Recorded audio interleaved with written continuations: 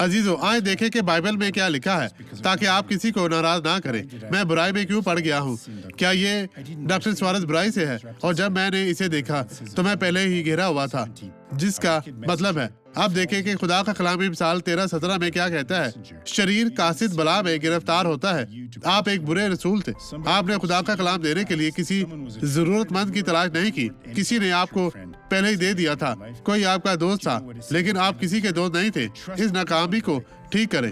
आप क्या जानते हैं कि आयत का आखिर क्या होता है? हर दयानतदार एलची सेहत बख्श है।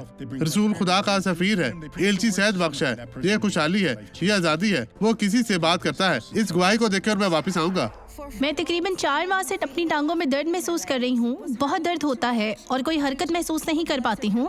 कैसे चलती थी? पाँव में बहुत जलन रहती थी। जलन? कैसी जलन? और पास्टर, अब खुदा का शुक्र है कि अब मैं तो बहुत हमें ठीक दिखाइए हूँ। आप कैसे चलती थी दुआ से पहले। मैं बहुत आहिस्ता आहिस्ता चलती थी। फिर आहिस्ता आहिस्ता? जी, इसी तरह इस आहिस्ता तरह? आहिस्ता। तो मामूल से चले। खुदा की बेटी यीशु के नाम में चलती जाए बहन। अब मैं आपके लिए दुआ करना चाहता हूँ। ऐ खुदावंद, ये दुआ इस हफ्ते और अगले इतवार की तैयारी है, जब हम यहाँ पर चर्च में मौजूद होंगे और साओ पोलो के हेडक्वार्टर चर्च में, जहाँ पर पाक शराकत की इबादत होने जा रही है। हफ्ता 9 इस हफ्ते को 9 बजे, 2 बजे और 6 बजे, और इतवार को सुबह 7 बजे, 9 बजे और 11 बजे। और पास्टर जामी मेरे साथ होंगे और हम मिलकर दुआ करेंगे और इबादत को आगे बढ़ाएंगे। खुदावंद आपको बरकत दे। आप जरूर आए और अपनी बरकत पाएं। खुदावंद आपका शुक्रिया, तू जो यहाँ पर मौजूद है।